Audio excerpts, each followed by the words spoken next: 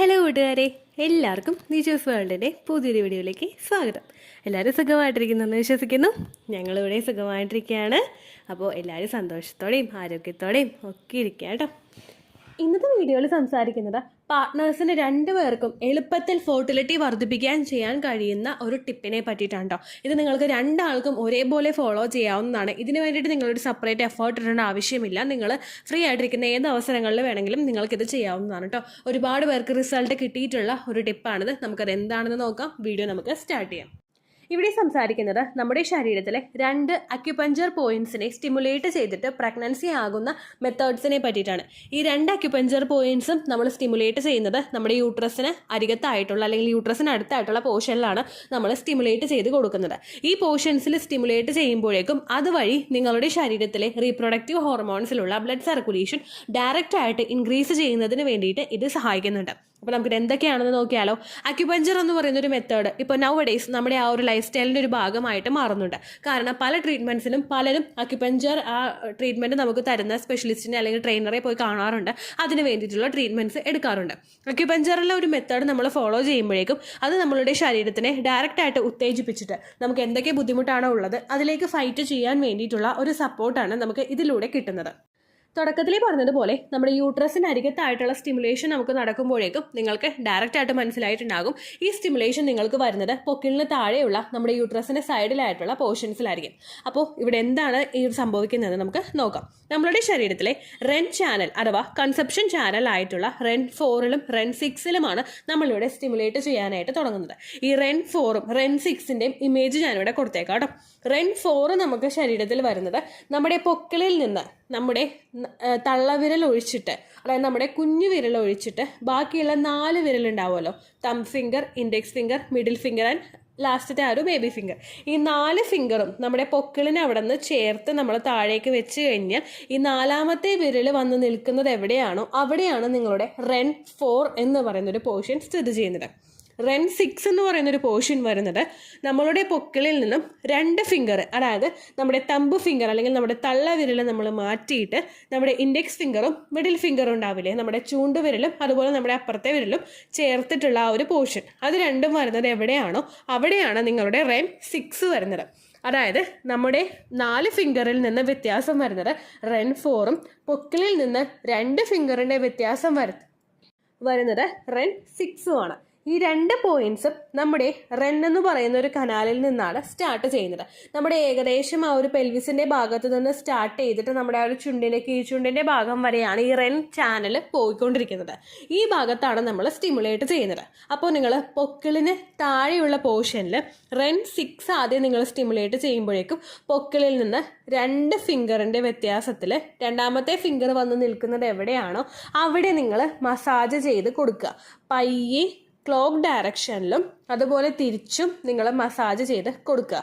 ഇനി റെൻ 4ന്റെ പോർഷനിലോട്ട് എത്തുമ്പോഴേക്കും പൊക്കിളിൽ നിന്ന് 4 വിരലിൻ്റെ വ്യത്യാസത്തിൽ നിങ്ങളെടുത്ത് 4ാമത്തെ വിരൽ എവിടെയാണോ വന്ന് നിൽക്കുന്നത് ആ ഭാഗത്ത് നിങ്ങൾ മസാജ് ചെയ്ത് കൊടുക്കുക. ഒരുപാട് പ്രഷർ കൊടുത്ത് മസാജ് ചെയ്യേണ്ട, അതായത് നിങ്ങൾക്ക് വേദന ഒരുപാട് വരുന്ന രീതിക്ക് മസാജ് ചെയ്യേണ്ട, പയ്യെ നിങ്ങൾ സ്റ്റിമുലേറ്റ് ചെയ്ത് കൊടുക്കുക. ഇത് ചെയ്യുന്ന സമയത്ത് നിങ്ങൾക്ക് വേണമെങ്കിൽ ഏതെങ്കിലും ഓയിൽ അപ്ലൈ ചെയ്യാം. കാസ്റ്റർ ഓയിൽ നിങ്ങളുടെ കയ്യിലുണ്ടെങ്കിൽ കാസ്റ്റർ ഓയിൽ ഉപയോഗിച്ചിട്ടാണെങ്കിലും നിങ്ങൾ അപ്ലൈ ചെയ്ത് കൊടുക്കുക. ഇതിൻ്റെ അടുത്തായിട്ട് തന്നെ നമ്മളുടെ യൂട്രസ് സ്ഥിതി ചെയ്യുന്നത് കൊണ്ട് പയ്യെ നമ്മൾ അവിടെ സ്റ്റിമുലേറ്റ് ചെയ്ത് കൊടുക്കുന്നത് ബ്ലഡ് സർക്കുലേഷൻ ഇംപ്രൂവ് ചെയ്യുന്നതിന് സഹായിക്കുന്നുവെന്ന് പഠനങ്ങൾ സൂചിപ്പിക്കുന്നു. അതുപോലെ തന്നെ അക്യുപഞ്ചർ ചെയ്യുന്ന ട്രെയിനേഴ്സും അത് സൂചിപ്പിക്കുന്നുണ്ട് കേട്ടോ. അതുകൊണ്ട് നിങ്ങൾക്ക് ഈ ഒരു മെത്തേഡ് ഈസി ആയിട്ട് ചെയ്യാവുന്നതാണ്, ടെൻഷൻ ഇല്ലാതെ ചെയ്യാവുന്നതാണ്. നിങ്ങൾ ഫ്രീ ആയിട്ടിരിക്കുന്ന ഏത് സമയത്ത് വേണമെങ്കിലും ഈ മെത്തേഡ് നിങ്ങൾക്ക് ഓപ്റ്റ് ചെയ്യാം. മസാജ് ചെയ്യുന്ന സമയത്ത് നിങ്ങൾ ശ്രദ്ധിക്കണം, ഒരുപാട് പ്രഷർ കൊടുത്തിട്ട്, അതായത് തൊടുമ്പോൾ എനിക്ക് വേദന വരുന്നുണ്ട് ആ പ്രഷർ കൊടുത്തിട്ട് നിങ്ങൾ ചെയ്യരുത്. പയ്യെ ശരീരത്തിന് സ്റ്റിമുലേറ്റ് ചെയ്ത് കൊടുക്കുകയാണ് നിങ്ങൾ ചെയ്യേണ്ടത്. ഇനി ഇത് ചെയ്യുന്നത് കൊണ്ട് നിങ്ങൾക്ക് എന്തെല്ലാം ബെനിഫിറ്റുകൾ കിട്ടുന്നുണ്ടെന്നും എത്ര നാൾ വരെ ഇത് ചെയ്യണമെന്നും നമുക്ക് നോക്കാം. നമ്മുടെ റീപ്രൊഡക്റ്റീവ് ഹോർമോൺസിനടുത്തായിട്ട് REN4ഉം REN6ഉം സ്ഥിതി ചെയ്യുന്നത് കൊണ്ട് ഓൾവേസ് നിങ്ങൾക്ക് കിട്ടുന്ന ബെനിഫിറ്റ് റീപ്രൊഡക്റ്റീവ് ഹോർമോൺസിന്റെ പ്രവർത്തനങ്ങളെ റെഗുലേറ്റ് ചെയ്യാൻ വേണ്ടിയിട്ടുള്ള ഒരു സപ്പോർട്ട് നമുക്ക് കൊടുക്കാൻ സാധിക്കുന്നു. റീപ്രൊഡക്റ്റീവ് ഹോർമോൺസിലുള്ള ബ്ലഡ് സർക്കുലേഷൻ വർദ്ധിക്കുന്നതിനും അതുവഴി നിങ്ങളുടെ ആ റീപ്രൊഡക്റ്റീവ് ഓർഗൻസ് ആയിട്ടുള്ള ഫലോപ്പിയൻ ട്യൂബ്, യൂട്രസ്, സെർവിക്സ്, അതുപോലെ നിങ്ങളുടെ ഓവറീസ്, ഇതിലോട്ടൊക്കെ നല്ല രീതിയിൽ ത്വരിതപ്പെട്ട് ബ്ലഡ് സർക്കുലേഷൻ കൂട്ടാൻ വേണ്ടിയിട്ട് നിങ്ങൾക്ക് സാധിക്കുന്നു.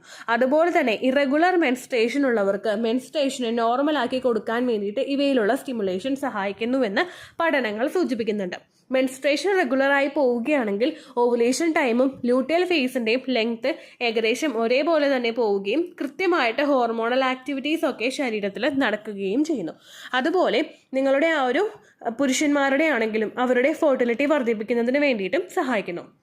പുരുഷന്മാരിൽ സെമന്റെ ക്വാളിറ്റി ഇംപ്രൂവ് ചെയ്യുന്നതിനും അവരുടെ സെക്ഷൽ പെർഫോമൻസ് വർദ്ധിപ്പിക്കുന്നതിനും വേണ്ടിയിട്ട് ഇത്തരത്തിൽ മസാജ് ചെയ്യുന്നത് സഹായിക്കുന്നുണ്ട് കേട്ടോ. ഇനി ഏത് സമയം മുതൽ ഏത് സമയം വരെ ചെയ്യണമെന്ന് ചോദിച്ചു കഴിഞ്ഞാൽ നിങ്ങളുടെ പീരിയഡ്സിന്റെ സമയത്ത്, അതായത് പീരിയഡ്സിന്റെ ബ്ലീഡിംഗ് നിന്നതിന് ശേഷം നിങ്ങൾക്കിത് ചെയ്യാവുന്നതാണ്.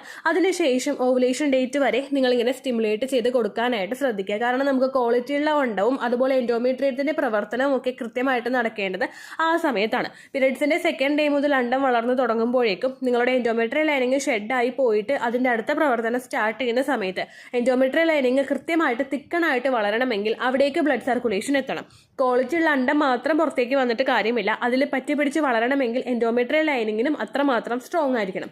ഇത് സ്ട്രോങ് ആവാൻ വേണ്ടിയിട്ട് അതിലോട്ടുള്ള ബ്ലഡ് സർക്കുലേഷൻ വർദ്ധിപ്പിക്കുന്നത് നിങ്ങളെ സഹായിക്കുന്നു. അപ്പോൾ നിങ്ങൾക്ക് ഓവുലേഷൻ ഡേറ്റ് വരെ ഇത് ചെയ്യാവുന്നതാണ്. ഓവുലേഷൻ കഴിഞ്ഞിട്ട് ചെയ്യേണ്ട ആവശ്യമില്ല.